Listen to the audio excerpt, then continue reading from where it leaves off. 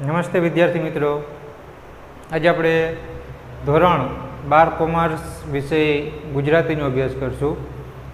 તો વિદ્યાર્થી મિત્રો, આજે આપણે પાઠ બીજો ખીજડીએ ટેકરે એનો ભાગ બીજો શરૂ કરવા જઈ રહ્યા છીએ. હવે પેજ નંબર 4 ઉપર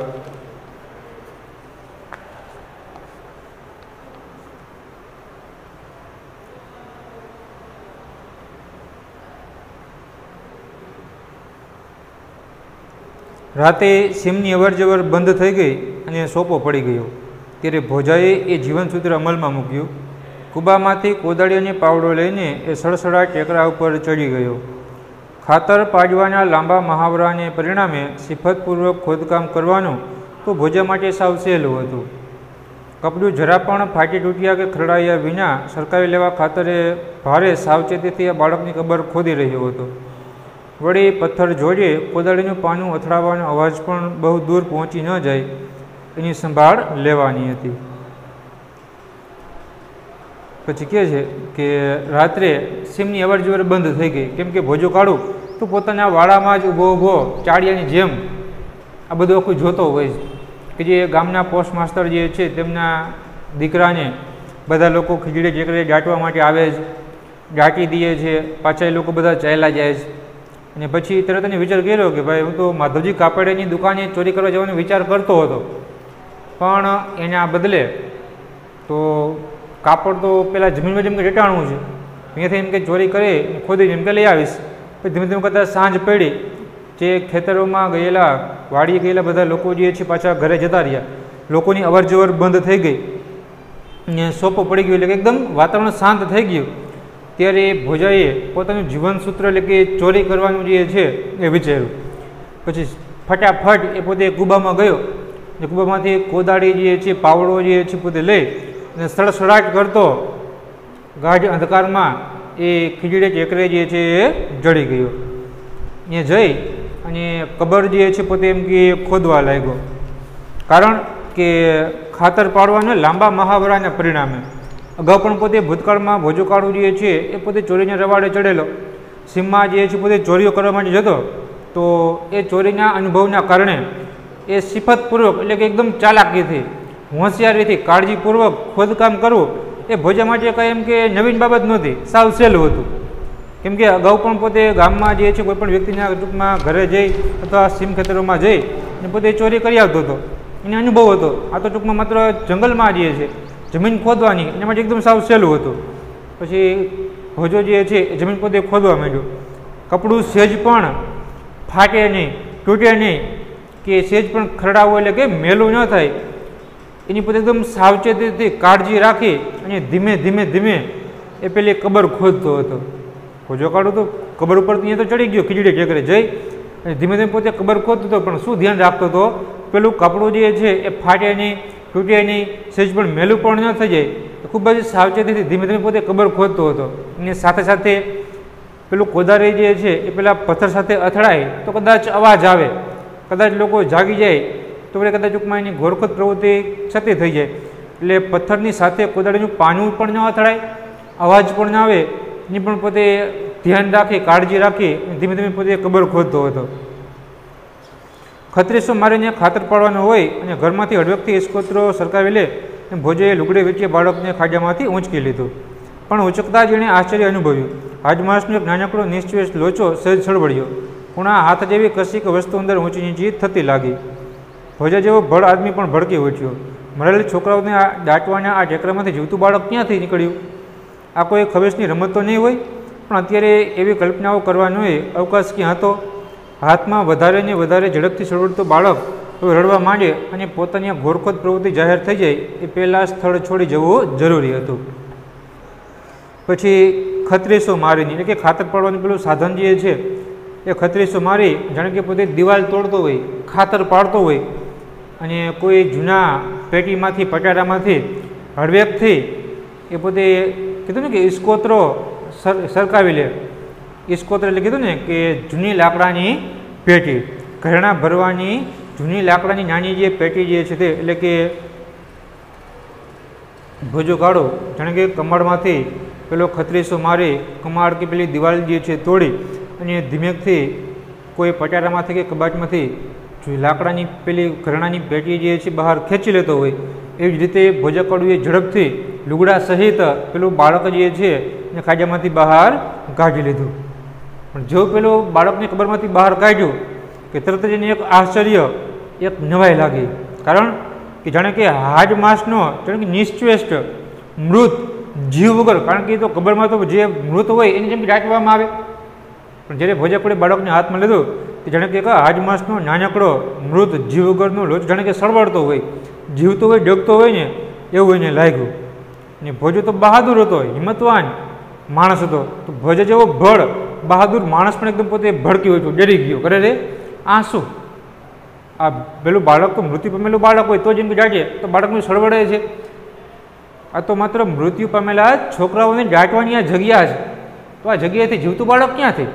આ કારણ જીવતું બાળક ન હોય. તરત એના મનમાં વિચાર આવ્યો કે ખવીશ એટલે કે એક જાતનું ભૂત પ્રેત. આ કોઈ ભૂત પ્રેતની રમત તો નહીં હોય ને? કદાચ એમ કે ભૂત તો નહીં થયું હોય ને, કે બાળક જે છે એમ કે જીવતું તો નહીં થઈ ગયું હોય ને ભૂત થઈને. પણ અત્યારે આવી કલ્પના કરે કે ભાઈ ભૂત હશે શું હશે, એને પણ સહેજ પણ એની પાસે એમ કે વિચાર અવકાશ નહોતો. અત્યારે આવો વિચાર કરવાનો એની પાસે એમ કે સમય નહોતો. અને ફરી પાછું પેલું બાળક વધારે વધારે પોતે સળવળવા લાગ્યું. કદાચ એ બાળક રડવા લાગશે તો તરત પહેલાં ભોજાકોળે વિચાર કર્યો કે બાળક ભૂત હોય તો ભલે, કદાચ બાળક જીવતું હોય તો ભલે. હવે તો બાળક ધીમે ધીમે જે છે એ પોતે સળવળવા લાગ્યું. કદાચ એ બાળક રડશે, કદાચ બાળકનું રડવાની વાત સાંભળી આજુબાજુના કદાચ ગામમાંથી લોકો આવશે, અને કદાચ આવશે તો ઘોરખોદ પ્રવૃત્તિ એટલે કે શબ દાટવા માટે જમીન ખોદવાનું કામ કરવું. શબને દાટ્યા પછી એ લાશને પાછી ખોદવું. કદાચ જો બાળકનો અવાજ આવશે ને કદાચ લોકો જાગી જશે તો કદાચ અહીંયા આગળ આવશે તો મારી ઘોરખોદ પ્રવૃત્તિ જાહેર થઈ જશે. પછી ગામના બધા લોકોને ખબર પડી જશે કે આપણે જે મૃત બાળકને દાટી દઈએ છીએ એ બાળકને ભોજો જે છે પાછું ખોદી જમીન પાછું કે કાઢી લઈએ છીએ. માટે ઝડપથી આ સ્થળ છોડીને ભાગી જાઓ ને એ જ મારા માટે સલામત છે. પણ કરવું શું? ચોરેલી વસ્તુ મૂળ સ્થાને ગોઠવી દેવી 100% સલામત માર્ગ તો એ જ હતો. તો પછી આ ઘોર ખોદવાનો મૂળ ઉદ્દેશ માર્યો જ જાય. અંગ ઢાંકણ કપડાનું શું? લુગડું ઉતારીને છોકરું પાછું હતું એમ ધરબી દઉં. આ વિચાર આવતા તો આવી ગયો, પણ એની ભયંકરતાથી ભોજો પોતે ધ્રુજી ઉઠ્યો. મારે કેટલા ભવ કાઢવા છે? તે આવી બાળક હત્યાનું પાતક માથે લઉં. પાતક એટલે કે પાપ, બાળકને મારવાથી લાગતો દોષ કે પાપ એટલે કે બાળ હત્યા. પણ તરત ભોજે વિચાર્યું હવે શું કરું? બાળક તો ડગમગવા લાગ્યું. તો બાળક એમ કદાચ ડગમગે છે, જીવતું છે, તો એ મારે શું કરવું? તો ચોરેલી મૂળ વસ્તુ સ્થાને ગોઠવી દો. આ બાળક જે છે ને જમીનમાંથી મેં કાઢ્યું છે તો ફરી પાછું જમીનમાં પાછું એમ દાટી દઉં. ભોજો વિચાર્યું કે 100% માર્ગ તો સાચો રસ્તો તો આ જ હતો કે બાળકને હતું ત્યાં પાછું જમીનમાં એમ કે દાટી દેવાનું. ફરી પાછું ભોજાએ વિચાર કર્યો પણ કદાચ જો બાળકને જમીન પાછું દાટી દઉં તો મારો જે ઉદ્દેશ હતો, ધ્યેય હતો કે માત્ર મારી પત્ની ઘરે જે નિવસ્ત્ર જે છે એના અંગને ઢાંકવા માટે આ બાળકનું ખાપણ લેવા માટે હું આવ્યો હતો. તો પછી એ કપડાનું શું? એ કપડું તો એમ કે મળશે નહીં, ને કપડું લેવા માટે તો એમ કે આવ્યો હતો તો પછી જમીન ખોદવાની જરૂર શું હતી? લુગડું ઉતારી અને ફરી પાછું મેં વિચાર્યું કે કપડું લેવા માટે હું આવ્યો હતો તો કપડું ઉતારી લઉં ને ફરી પાછું બાળક જે છે ને હતું ત્યાં જમીનમાં એમ કે દાટી દઉં. આ વિચાર આવ્યો. પણ વિચાર આવતાની સાથે ફરી પાછું એકદમ પોતે સ્તબ્ધ થઈ ગયો. તરત વિચાર આવ્યો કે હવે તો મારે કેટલા ભવ કાઢવા છે? હવે મારે કેટલા વર્ષો જીવવાના બાકી છે? કારણ કે મારી વૃદ્ધાવસ્થા આવી ગઈ છે. એમાં તો થોડાક જ વર્ષો જે છે કદાચ હું જીવીશ પછી મારું મૃત્યુ થઈ જવાનું છે. તો મારે જાજા વર્ષો તો એમ કે જીવવા નથી. તો આ બાળકને મારી નાખવાનું પાપ મારા માટે શું કામ લઉં? બાળ હત્યાનું પાપ જે છે એમ કે મારા માટે શું કામ લઉં? ના ના, આ બાળકને પાછું જમીનમાં નથી દાટવું. હિરણની ઉપરવાસની ભીમપાટ ઉપરથી કાઢમાં ઠૂંઠવતા શિયાળિયાની લાડી સંભળાઈ. ગામ તરફથી કોઈનો ખોખારો પણ કાને પડ્યો. હવે આ ખોદેલી ઘોર ઉપર વધારે સમય ઊભા રહેવું સલામત નહોતું. કશો પણ વિચાર કરવા રોકાયા વિના ભોજો બાળકને લઈને સડસડાટ ટેકરો ઉતરી ગયો અને કુબામાં આવી ઊભો. ઓરડો ઓઢનાર આઈની જેમ કૂબો ઓઢીને જે પડી રહેલી જીવલી આજે મળનાર ખાપણીયા કપડાની આશામાં જાગતી જ બેઠી હતી અને એક તાપણાના તાપે ટાઢ ઉડાડી રહી હતી. પણ ભોજોએ જ્યારે કપડા ઉપરાંત એક જીવતા જાગતા બાળકને પણ રજૂ કર્યું તે જીવલી જગાઈ ગઈ. ખીજડી ટેકરે અનેક જાતના ચરિત્રો થતાં જીવલીએ જાણ્યા હતા અને જીરવ્યા પણ હતા. આજનું બનાવ કોઈ ચરિત્ર નહીં પણ પૂરેપૂરો વાસ્તવિક અકસ્માત જ છે એવી ખાતરી થતાં એણે વત્સલ માતા બની જઈ આ નવજાત બાળકને છાતીએ લીધું. એટલે ભોજાએ વિચાર્યું કે મારે બાળકને મારવાનું પાપમાં નથી લેવું, જેમ વિચારતો હતો બરાબર. તે જ સમયે હિરણ નદીના કાંઠે કે એટલી બધી કડકડતી ઠંડી પડતી હતી કે ઠંડીમાં પહેલાં શિયાળ જે છે ને એ પણ ધ્રુજી ઉઠતું હતું. લાડી એટલે કે શિયાળનો બોલવાનો અવાજ, એટલે તરત ટૂંકમાં શિયાળનો બોલવાનો અવાજ આવ્યો.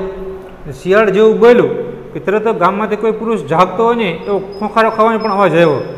એટલે તરત પહેલાં ભોજા કાઢું લાગ્યું કે હવે ટૂંકમાં પહેલાં શિયાળીએ બોલવા લાગ્યા, ગામના કોઈ લોકો એમ કે જાગી ગયા છે, એમાં તે વધારે સમય જઈએ છે કે ઊભું રહેવાય નહીં, કદાચ ઊભા રહી તો કદાચ કોઈ વ્યક્તિ આવી જશે. એટલે પછી તો ભોજો કાઢું કોઈ પણ જાતનો વિચાર કર્યા વિના, રોકાણા વિના એ પોતે ઝડપથી સસરાટ બાળકને લઈ અને પોતે ટેકરો ઉતરી અને પોતાના કુબામાં એમ કે આવી પહોંચ્યો. ત્યારે આય એટલે કે માતા ખાપણિયા, ખાપણ એટલે કે મૃતદેહ ઉપર ઢાંકવામાં આવતું જે કપડું જે છે તે એટલે કે ખાપણ. પછી ભોજો કાઢું તો ઘરે કુબામાં ગયો તો ઓરડો ઓઢનાર આઈની જેમ કોઈ માતાજીનું મંદિર જે છે એ મંદિરમાં આપણે જોઈએ તો એ મંદિરની ઉપર મોટું બધું મંદિર ઘુમટ હોય અને ઘુમટની નીચે માતાજીની મૂર્તિ જે છે સ્થાપિત હોય. એવી જ રીતે કીધું કે ઓરડો ઓઢનાર આઈની જેમ માતાજી જે છે આખા મંદિરમાં ઓરડાની નીચે એમ બેઠા હોય, એવી જ રીતે અત્યારે જીવલી જે છે ભોજાની પત્ની એ કૂબો ઓઢી અને માત્ર પોતે મૃત બાળક ઉપર જે પેલું ખાપણ ઢાંક્યું હતું એ ખાપણ લઈ આવે તો મારા શરીર ઉપર એ કપડાથી ટૂંકમાં મારા શરીરને એમ કે ઢાંકું, એની આશામાં રાહ જોતી એ પોતે કહે ને કે જાગતી હતી. માત્ર કુબામાં એક જે ચૂલો જે છે સળગતો હતો, ભડકો થતો હતો, માત્ર એ તાપણાના સહારે પોતે ઠંડી સામે રક્ષણ મેળવી અને ઠંડીથી પોતે તાપતે જે છે પોતે બેઠી હતી, એકદમ સાવ નિવસ્ત્ર હતી, એક પણ એને કપડું નહોતું પહેર્યું. ત્યારે એને એવું હતું કે હમણાં મારો પતિ આવશે અને પેલું ખાપણ લઈ આવશે તો એ હું મારા શરીર પર ઢાંકી દઈશ, મારી ઇજ્જત જે છે એ બચાવીશ. ત્યારે ભોજા કાઢીને કપડું તો આપ્યું, ખાપણની સાથે સાથે એક જીવતું જાગતું બાળક આપ્યું. ત્યારે જીવલી પણ એકદમ ડરી ગઈ રે આંસુ, કારણ કે જીવલી પણ એકદમ મૂંઝાઈ ગઈ, કારણ કે જીવલીને પણ એક ખીજડીએ ચક્રે અનેક જાતના જે ચડિત્ર જે છે ભૂત પ્રેત જે છે એ થતા હોય એનો અનુભવ એને થયો હતો. ભૂત પ્રેત એને જોયા હતા, જાણ્યા હતા, એટલે જીવલીથી કદાચ ભૂત તો નહીં હોય ને, પણ છતાં પણ જે છે એને એવું લાગ્યું કે નહીં આ ભૂત નથી, ખરેખર ટૂંકમાં વાસ્તવિકતા સાચી જ બની છે, આ જીવતું જ બાળક છે. પછી એને એવું લાગ્યું કે આજનો બનાવ કોઈ ચડિત્ર ભૂત પ્રયત્ન નથી, પણ વાસ્તવિક અકસ્માત એટલે કે દુર્ઘટના કદાચ બની ગઈ છે, ભૂલથી જે છે એ જીવતા બાળકને એમ કે ટાંકી દીધું છે. પછી એને તરત બાળકને ખોળામાં લઈ લીધું. ખોળામાં લઈ અને એક વહાલી પ્રેમાળ માતા બની અને પેલા નવજાત બાળકને માતાનો પ્રેમ જે છે, વહાલ જે છે, માની ગોદની ઉષ્મા જે છે પોતે આપવા લાગી અને પોતે છાતીએ પોતે કહે ને કે ચાંપી દીધું. ટેકરાની પોચી માટી મરોડીના આવરણમાંના છિદ્રોમાંથી પ્રાણવાયુ પામીને પ્રાણ ટકાવી રહેલા બાળકને માતૃગોદની ઉષ્મા મળતા અવાજ પણ ઉઘડ્યો. તે મધરાતે જ ભોજાએ પોસ્ટમાસ્ટર જેલીની સાંકળ ખખડાવી. પોતે કરવા ધારેલા ગુનાની સવિસ્તર કબૂલાત કર્યા પછી ભોજો છોભેલો બનીને પોસ્ટમાસ્ટરની સમક્ષ ઊભો રહ્યો. મૂઠ ભેળેલી આંગળીઓ મોંમાં નાખવા મતતા બાળક ભણી પોસ્ટમાસ્ટર તેમજ પત્ની આનંદભેર જોઈ રહ્યા હતા. હમણાં મને પોલીસને હવાલે કરી દેશે એવો ભય ભોજાને સતાવી રહ્યો હતો. પછી પેલું બાળક જે છે પેલી જીવલીએ પોતાની છાતીએ વળગાડ્યું, ખોળામાં તેડી લીધું. પછી ટેકરાની એકદમ પહોંચી, કદાચ કાંકરા કે પથ્થર નાખ્યા હશે, કદાચ માટી, કદાચ થોડુંક કદાચ આવરણના છિદ્ર એ કદાચ પેલું માટી કે માથે જે પેલું ઢાંક્યું હતું પથ્થર, કદાચ ક્યાંક ખોલી જગ્યા રહી ગઈ હશે, એમ કદાચ શ્વાસ લઈ પેલું બાળક જે છે એમ કે જીવતું રહી ગયું હતું. અને અત્યારે તો એને માત્ર માતાનો પ્રેમ મળ્યો, માતાની ઉષ્મા મળી, એના કારણે પેલું બાળક જે છે એનો અવાજ પણ ઉઘડ્યો. બાળક જે છે પોતે અવાજ કરવા લાગ્યું. તરત પછી ભોજા કાઢ્યું, વિચાર્યું કે આ બાળક જે છે પોસ્ટમાસ્ટરનું છે, મારું તો છે નહીં, કોઈની વસ્તુ કે રખાય નહીં. એટલે પછી તરત જ અડધી રાત્રે ભોજો અને ભોજાની પત્ની જીવલી એ બંને બાળકને લઈ અને પોસ્ટમાસ્ટરના ઘરે જાય છે. ઘરે જઈ દરવાજાની સાંકળ જે છે ખખડાવે છે. દરવાજો ખોલ્યો ત્યારે જોયું તો બાળક જે છે એ જીવલીના ખોળામાં કહે ને કે રમતું હતું. ત્યારે ભોજો કાળું જે છે એ છોભેલો બની, જાણે કે ભોઠપ અનુભવતો હોય, ભોઠો પડ્યો હોય એવી રીતે એ પોસ્ટમાસ્ટરની સામે ઊભો રહી જાય છે. જાણે કે પોતે ગુનો કર્યો હોય, અપરાધ કર્યો હોય, એ જાણે કે વિસ્તારપૂર્વક પોતે જાણે કે કબૂલાત કરવા માગતો હોય કે પોસ્ટમાસ્ટર સાહેબ મારાથી આ ભૂલ થઈ ગઈ છે, હું ગુનો કબૂલ કરું છું.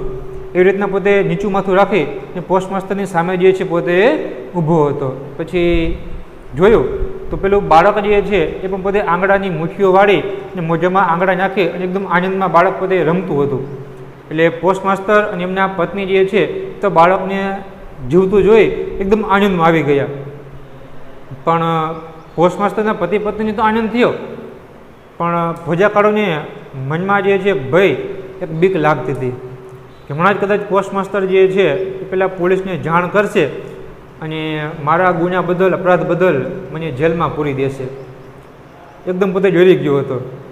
હું તો તમને પહેલેથી જ કહેતી હતી કે ડાક્ટર જવાની ઉતાવળ કરો ના, ડાક્ટરને તેડાવીને પાકી ખાતરી કરાવો, પણ તમે માન્યા નહીં।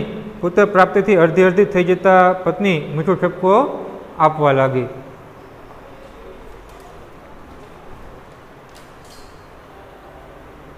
આપણા ભાગ્યમાં હતો તો પાછો આવી ગયો ને, પોસ્ટ માસ્તરે કહ્યું અને પછી ભોજી તરફ ફરીને બોલ્યા, ભોજિયા તને મનમાં આવે એ ઇનામ માગી લે। કશું પણ બોલવાના અત્યારે ભોજાને હામ કે હોશ રહ્યા નહોતા, એ માત્ર હાથ જોડી શક્યો, પોતે કરેલા ગુનાહિત કૃત્ય બદલ ક્ષમા માગતું હોય એવી રીતે।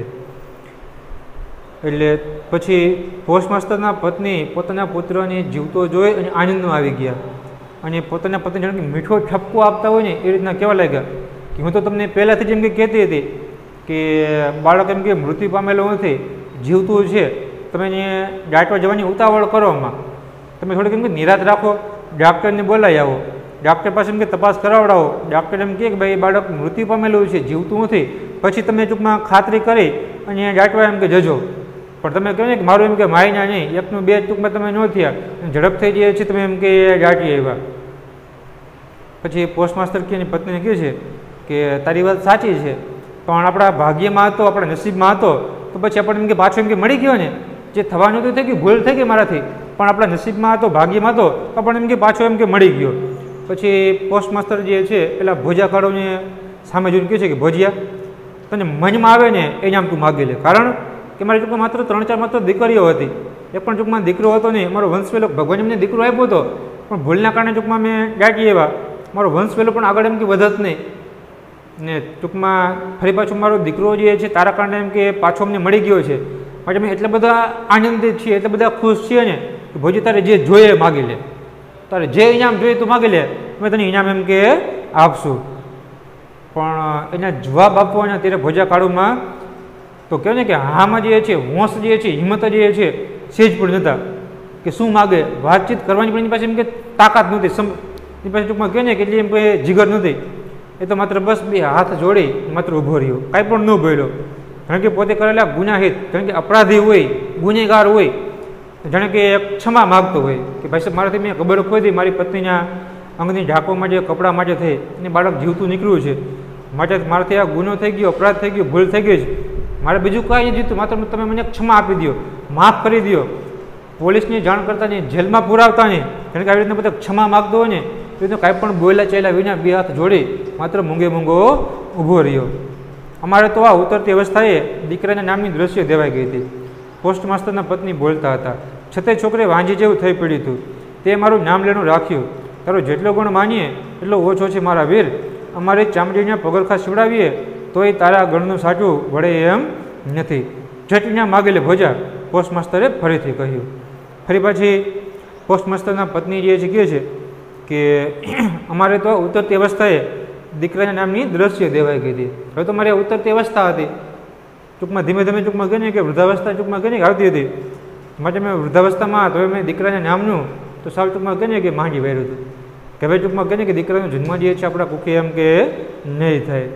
પછી પોસ્ટ માસ્તરની પત્ની ફરી બોલ્યા કે છતાં દીકરીમાં તો વાંજ્યા જેવું થઈ ગયું, કદાચ જો દીકરો હોય તો કદાચ ટૂંકમાં મારે એમ કે વંશવેલો એમ કે આગળ એમ કે વધે, માટે કહે ને કે દીકરો હતો છતાં પણ એમ કે દાટીએ વધા, છતાં દીકરી મારે તો વાંજ્યા મેણું ટૂંકમાં સાંભળવા પડે, વાંજ્યા જેવું એમ કે થઈ ગયું હતું, માટે કહે ને કે તારા કારણે મારા વીર, તારા કારણે તે તો મારું નામ લેણું રાખ્યું, તે મને આ દીકરો એમ કે પાછો આપ્યો, એના કારણે મારો વંશવેલો જે છે એમ કે આગળ એમ કે વધશે, માટે એ મારા ભાઈ તારો અમે જેટલો ગુણ માનીએ, તારો જેટલો ઉપકાર માનીએ ને એટલો ઉપકાર એમ કે તારો ઓછો છે, કદાચ અમારા શરીરની ચામડીના કદાચ બૂટ ચપ્પલ સીવડાવી, કદાચ તારા પગમાં એમ કે પહેરાવી હોય ને તોય તારો જે અમારી ઉપર ઉપકાર જે છે, અમારી ઉપરનો જે ગણ જે છે ને એનું હાટું વળે એમ નથી, તારો જે ઉપકારનો બદલો જે છે તમે કદાચ અમારે ચામડીના બૂટ પહેરાવીએ ને તો પણ ઉપકાર જે છે એનો બદલો મેં તને ચૂકવી શકીએ એમ નથી.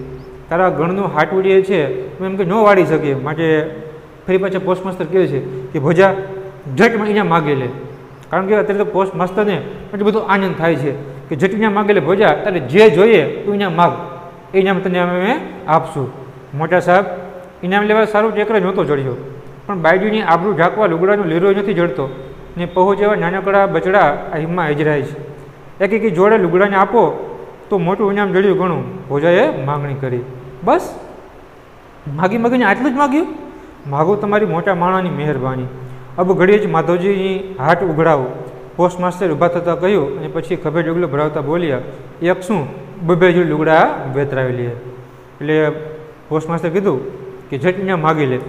ત્યારે ફરી પાછો ભોજો કાળું બે હાથ જોડીને કહે છે કે મોટા સાહેબ ઇનામ લેવા માટે કે હું બાળકને પાછું આપીશ અને એ મને ઇનામ આપશે, ઇનામ લેવા માટે થઈ હું ખીજડે ચક્રે એ કબર ખોદવા માટે એમ કે નહોતો ચડ્યો. પણ સાચું કહું ને તો મારી પત્ની જે છે એ પોતે કહે ને કે નિવસ્ત્ર છે. એની પોતાની આબરૂ ઢાંકવા માટે એક પણ શરીર પર એમ કે વસ્ત્ર નહોતું. એટલા માટે કહે ને કે મારી પત્નીની આબરૂ ઢાંકવા માટે થઈ અને એ ખાપણ બાળકનું ખાપણ લેવા માટે થઈ હું ખીજડે ચક્રે કહે ને કે ચડ્યો હતો. અને મારા પહુ જેવા નાના બિચારા બાળક જે છે આ કડકડતી ઠંડીમાં એટલા બધા ધ્રુજી રહ્યા છે, ખીંગરાઈ રહ્યા છે. એક જોડી ટૂંકમાં શરીર પર એક પણ કપડાનો લીરો પણ મળતો નથી. એટલા માટે કહે ને મારા બાળકો અને મારી પત્નીના ટૂંકમાં શરીરે ઢાંકવા માટે થઈ અને ખીજડે ચક્રિયા ખાપણ લેવા માટે એમ કે હું ચડ્યો હતો.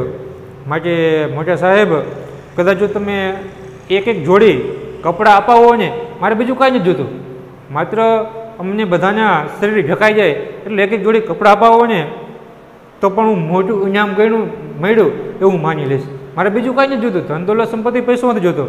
માત્ર મારી પત્ની મારા બાળકો અમને ટૂંકમાં ઠંડીના છીંગરાઈ રહ્યા છે, ધ્રુજી રહ્યા છે. માટે અમને એક જોડી કપડાં લઈ આપો તો પણ હું કહેવાય ને કે મોટું ઇનામ જાણે કે મળ્યું હોય એવું ગણી લઈશ, માનીશ. બીજું મારે કાંઈ નથી જોતું, મને બધાને એક જોડી માત્ર કપડાં અપાવો. ત્યારે ભોજાની આટલી ઉદારતા જોઈ, પ્રામાણિકતા જોઈ અને પોસ્ટ માસ્ટર કહે છે કે બસ અરે ભોજા આ તે શું માગ્યું? માગીને આટલું જ માગ્યું કે તે માત્ર એક જોડી કપડાં જ માગ્યા? ફરી પાછું ભોજો કાળું કહે છે કે હા સાહેબ મારે બીજું કાંઈ નથી જોતું, બસ તમે મોટા માણસ છો, ઉદાર દિલના છો ને, માટે કહો ને કે તમે મારા ઉપર આટલી મહેરબાની કરો, તમને બધાને એક જોડી કપડાં જે છે એ સીવડાવી આપો. તરત પોસ્ટ માસ્ટર સાહેબ જે છે એ ઊભા થયા. ઊભા થઈ અને ડગલો જે ખેસ જે છે, ચાદર જે છે પોતે ખભે નાખી ઊભા થઈને બોલ્યા કે અબ ઘડી એટલે કે અત્યારે જ અડધી રાત થઈ છે, ત્યારે એક જોડી કપડાં નથી, તમે નિવસ્ત્ર થઈને ફરો છો, કાંઈ વાંધો નહીં, અત્યારે જ જે છે અડધી રાત્રે હું માધવજી કાપડિયાની દુકાન ખોલાવું છું. કીધું કે અત્યારે કીધું ને કે અબ ઘડી જ માધવજીની હાટ ઉઘડાવું. પોસ્ટ માસ્ટરે કીધું કે કાંઈ વાંધો નહીં, હું અત્યારે જ અડધી જ રાત્રે જાઉં છું અને માધવજી કાપડિયાની દુકાન જે છે એ ખોલાવું છું. એક નહીં બબે જોડી કપડાં જે છે તમે વેતરાવી લ્યો, બબે જોડી કાપડ જે છે એ તમે એમ કે લઈ લ્યો. આમ કરી અને જ્યારે ભોજા કાઢવીએ એ ભોળપણમાં આવી પ્રામાણિક ઈમાનદારીથી એ પોસ્ટ માસ્ટરને પાછો પોતાનો પુત્ર જે છે આપે છે.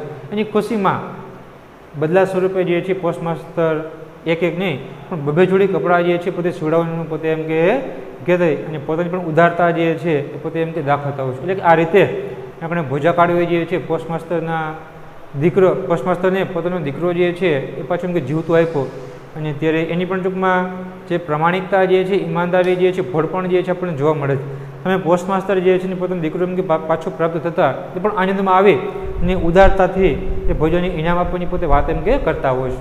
તો વિદ્યાર્થી મિત્રો આપણે આપણો જે પાઠ જે છે ખીજડી ચક્રે એ પૂરો થાય છે અને સરસ રીતે પાઠ જે છે પાઠ એમ કે સમજાઈ ગયો હશે. તો આ પાઠમાં એક વાક્યના 2-3 વાક્યના સવિસ્તર જે કાંઈ પણ પ્રશ્નો જે છે એ પ્રશ્નો પણ તમે પાકા કરજો કે જેના કારણે ટૂંકમાં કહેવાય ને કે સરળતાથી આપણો પાઠ જે છે ક્લિયર થઈ જાય અને પરીક્ષા વખતે જે છે તમારે વધારે તૈયારી ન કરવી પડે. તો વિદ્યાર્થી મિત્રો ફરી પાછા આપણે આવતા વિડીયો લેક્ચરમાં કોઈ નવા જ ટોપિક સાથે ફરી પાછા મળશું.